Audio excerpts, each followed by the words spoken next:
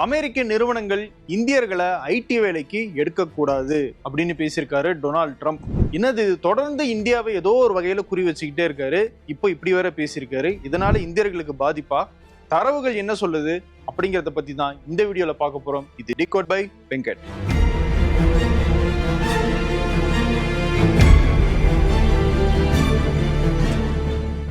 வந்தாரை வாழ வைக்கும் நம்ம சென்னை எப்பவுமே சூப்பர் சென்னை தான். நம் பெருமை நம் பொக்கிஷம். It's hot, it's happening. முதல்ல டொனால்ட் ட்ரம்ப் என்ன பேசினாரு அப்படிங்கறத பாத்திரலாம்.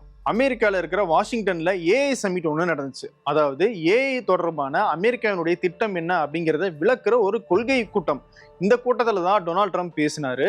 அவர் பேசும்போது அமெரிக்காவில் இருக்கிற பெரிய பெரிய டெக் நிறுவனங்கள் அமெரிக்காவினுடைய பொருளாதாரம் மற்றும் பிசினஸ் செய்யறதுல இருக்கிற சுதந்திரத்தை பயன்படுத்திக்கிறாங்க. அதை பயன்படுத்திக்கிட்டு சைனாவில் போய் தொழிற்சாலையை தொடங்குறாங்க, இந்தியாவில இருந்து வேலைக்கு ஆட்கள் எடுக்கிறாங்க, அயர்லாந்துல போய் தங்களுடைய லாபத்தை எல்லாம் சேர்த்து வச்சுக்கிறாங்க. ஆனா அமெரிக்கர்களுடைய உரிமையை அவங்க மறந்துடுறாங்க. அமெரிக்கர்களுக்கு இந்த வேலை கிடைக்க மாட்டேங்குது, அமெரிக்கர்கள் இதனால பாதிக்கப்படுறாங்க. அந்த காலம் எல்லாம் இனி முடிஞ்சு போச்சு. என் காலத்துல அதையெல்லாம் அனுமதிக்க முடியாது.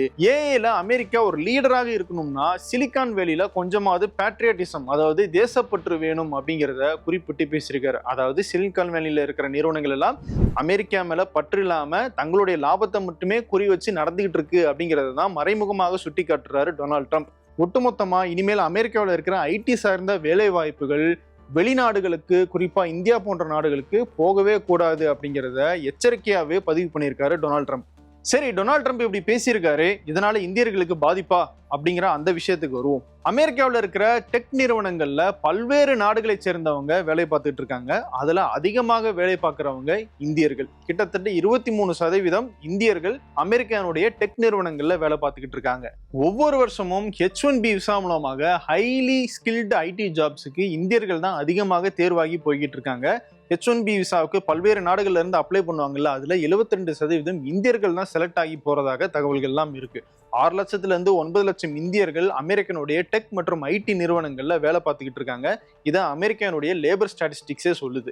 இதை தாண்டி சிலிகான் வேலியை இந்தியர்கள் தான் ஆள்றாங்க அப்படின்னு நம்ம சொல்லலாம். கூகுளினுடைய சிஇஓ சுந்தர் பிச்சை, மைக்ரோசாஃப்டினுடைய சிஇஓ சத்யா நடல்லா, அடோபினுடைய சிஇஓ சாந்தனு நாராயணன், பர்ப்ளெக்சிட்டி ஏஐனுடைய ஃபவுண்டர் அரவிந்த் சீனிவாசன் இந்தியர்கள் தான் அமெரிக்காவினுடைய மிகப்பெரிய நிறுவனங்களினுடைய சிஇஓ ஆகவும் முக்கியமான பொறுப்புகள்லையும் இருக்காங்க. இவங்கெல்லாம் இந்தியாவில இருந்து அங்க போய் வேலை பார்க்கறாங்க. வேலை பார்த்து அவங்களே ஒரு நிறுவனத்தை உருவாக்கி அவங்களும் அமெரிக்காவில் இருக்கிறவங்களுக்கும் சேர்த்து பல்வேறு வேலை வாய்ப்புகளை உருவாக்கி தராங்க. ஸோ இந்தியர்களால அமெரிக்கானுடைய டெக் இண்டஸ்ட்ரிக்கு பெரிய அளவில் பயன் கிடைச்சிருக்கு. அப்படிப்பட்டவங்களை நீங்க வேலைக்கு எடுக்கக்கூடாது அப்படின்னு டொனால்ட் ட்ரம்ப் சொன்னார்னா அதனால முதல்ல பாதிக்கப்பட போறது அமெரிக்காவாக தான் இருக்கும். சரி, இந்தியா மற்றும் மற்ற நாடுகளை சேர்ந்தவங்கள்லாம் அமெரிக்காவுக்கு வேலைக்கு போறாங்க இல்லையா, அதன் மூலமாக அமெரிக்கர்களுடைய வேலை பறிபோகுதா அப்படிங்கிற அந்த விஷயத்துக்கு வருவோம். அமெரிக்கானுடைய லேபர் மற்றும் ஸ்டாட்டிஸ்டிக்ஸ் டிபார்ட்மெண்ட் சொல்றது என்னன்னா, அமெரிக்காவில் ஐடி மற்றும் டெக் இண்டஸ்ட்ரியில மொத்தம் 18 லட்சம் வேலை வாய்ப்புகள் இருக்கு. ஒவ்வொரு ஆண்டும் புதுசாக 4 லட்சம் பேர் வேலைக்கு தேவைப்படுறாங்க. ஆனால் அமெரிக்காவில் 1,20,000 இருந்து 1,30,000 பேரை மட்டும்தான் ஒவ்வொரு ஆண்டும் இன்ஜினியர்களாகவோ ஐடி கிராஜுவேட்ஸாகவோ உருவாக்கி அனுப்ப முடியுது.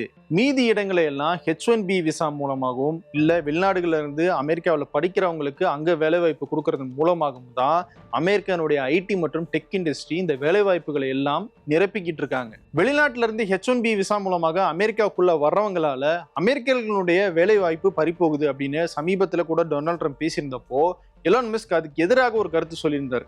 அமெரிக்காவில் தேவையான இன்ஜினியரிங் மற்றும் டெக் டேலண்ட்ஸ் இல்லை, அது இருந்துச்சுன்னா நாங்க ஏன் வெளிநாட்டுல இருந்து வேலைக்கு ஆள் எடுக்க போறோம். H1B விசா மூலமாக அமெரிக்காவுக்குள்ள வேலைக்கு வரவங்க ரொம்ப முக்கியம். அப்போதான் அமெரிக்காவுடைய வளர்ச்சியும் இருக்கும், உலகத்தினுடைய டெக் இண்டஸ்ட்ரியும் வளரும் அப்படிங்கிறத எலான் மஸ்க் ரொம்ப ஆணித்தரமாக பேசியிருந்தார். எலான் மஸ்க் என்ன சொல்றாரோ அதையே தான் அமெரிக்கானுடைய ஸ்டாட்டிஸ்டிக்ஸும் சொல்லுது. அவங்களால போதிய அளவிலான பணியிடங்களை நிரப்புற அளவுக்கு இன்ஜினியர்ஸையோ கிராஜுவேட்ஸையோ உருவாக்க முடியல அப்படிங்கிறது தான் நிதர்சனமான உண்மை. இன்னொரு விஷயமும் தொடர்ந்து பரப்பப்பட்டுக்கிட்டே இருக்கு. இந்த H1B விசா மூலமாக இந்தியா, சைனா போன்ற நாடுகள்ல இருந்தெல்லாம் அமெரிக்கானுடைய ஐடி நிறுவனங்களுக்கு வேலைக்கு போறாங்க இல்லையா, அவங்களுக்கெல்லாம் குறைவான சம்பளம் கொடுக்கப்படுது. குறைவான சம்பளத்துக்கு பெரிய வேலை செய்யறதுக்கு ஆள் இருக்காங்க அப்படிங்கிறதுனால தான் அமெரிக்கர்களை விட்டுட்டு அந்த நாடுகள்ல இருந்து ஆள் எடுக்கிறாங்கன்னு சொல்லி தொடர்ந்து ஒரு குற்றச்சாட்டை பரப்பிக்கிட்டே இருக்காங்க. ஆனா அதுலயும் உண்மை இல்லை அப்படிங்கிறது தான் நமக்கு தெரிய வருது. காரணம் H1B விசா அப்படிங்கிறது ஹை ஸ்கில்டான எம்ப்ளாயீஸ்க்கான ஒரு விசா. இதன் மூலமாக உலகம் முழுக்க இருக்கிற டேலண்ட்ஸை அமெரிக்காவுக்கு கொண்டு வரணும் அப்படிங்கிற காரணத்துக்காக தான் இந்த விசா நடைமுறையே அவங்க வச்சிருக்காங்க. அப்படி ஹை ஸ்கில்டாக ஒருத்தரை வெளிநாட்டுல இருந்து கூட்டு வரணும்னா அவங்களுக்கான சேலரி லிமிட்டையும் அவங்க ஃபிக்ஸ் பண்ணியிருக்காங்க. அதுக்கு மேலதான் அவங்க சம்பளம் கொடுக்கணும் அப்படிங்கிறதும் இருக்கு. ஸோ அதனால குறைவான ஊதியத்துக்கு வெளிநாட்டுல ஆள் கிடைக்கிறாங்க அப்படிங்கிற காரணத்துக்காக அமெரிக்காவில் இருக்கிற டெக் நிறுவனங்கள் இந்த H1B விசா மூலமாக ஆட்களை எடுக்கிறது கிடையாது. அவங்களுடைய டேலண்ட்டை பூர்த்தி பண்றதுக்கு யார் கிடைக்கிறாங்க அப்படிங்கிறத அவங்க உலகம் முழுக்க தேடுறாங்க. அதுல இருந்து தான் இந்தியர்களை எல்லாம் பிக் பண்றாங்க. இன்னொரு பக்கம் அமெரிக்காவில் இருக்கிற டெக் நிறுவனங்கள் எல்லாம் தங்களுடைய தொழிற்சாலைகளை வெளிநாடுகளில் வச்சிருக்காங்க. சைனா, இந்தியா போன்ற நாடுகளில் வச்சுட்டு அங்கிருந்து பொருட்களை தயாரிச்சு அதை அமெரிக்க சந்தையில கொண்டு வந்து விற்கிறாங்க. ஏன் அமெரிக்காவில் நீங்க ஒரு நிறுவனம் நடத்துறீங்க ஆனா தொழிற்சாலை மட்டும் வெளிநாட்டுல இருக்கு அப்படிங்கிற ஒரு விமர்சனமும் தொடர்ந்து வைக்கப்பட்டுக்கிட்டே இருக்கு. அதுக்கும் எலான் மஸ்க் போன்ற முக்கியமான நிறுவனங்களுடைய தலைவர்கள் சொல்ற காரணம் என்னன்னா, சைனா இன்னைக்கு ஹார்ட்வேர்னுடைய ஒரு தலைநகரமாக இருந்துகிட்டு இருக்கு. அவங்க கிட்ட எல்லா பொருட்களும் கம்மி காசுல கிடைக்குது. அதனால ஐபோனை அமெரிக்காவில் ரெடி பண்றதுக்கும் சைனாவில் ரெடி பண்றதுக்கும் பெரிய அளவிலான காஸ்ட் டிஃபரன்ஸ் இருக்கு.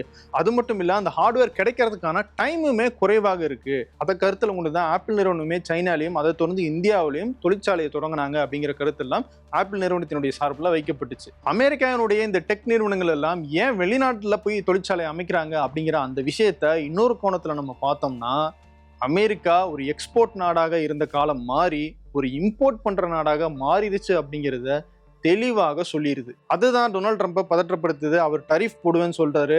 ஆப்பிள் நிறுவனம் இந்தியாவிலையும் சைனாவிலையும் மேனுஃபேக்சர் பண்ணாங்கன்னா அவங்களுக்கு 25% வரி விதிப்பு செய்வேன் அப்படின்னு சொல்லி மிரட்ட வைக்குது. ஆனா இப்படி ஒரு கட்டத்துக்கு அமெரிக்கா போனதுக்கு காரணம் அமெரிக்கானுடைய நிர்வாகிகள் சரியாக நிர்வகிக்கல, அவங்க அசால்ட்டா இருந்துட்டாங்களா அப்படின்னு கேட்டா அது மட்டுமே காரணம்னு நம்ம சொல்லிட முடியாது. அமெரிக்க டாலருக்கு நிகரான இந்திய ரூபாயினுடைய மதிப்பு சரிஞ்சுக்கிட்டே இருக்கே அப்படின்னு சொல்லி நிதியமைச்சர் நிர்மலா சீதாராமன் கேட்கும்போது அவங்க ஒரு விளக்கம் கொடுத்தாங்க. இந்திய ரூபாய் வலுவிழக்கவில்லை, ஆனால் டாலர் வலு பெற்று விட்டது அப்படின்னு சொல்லியிருந்தாங்க இல்லையா?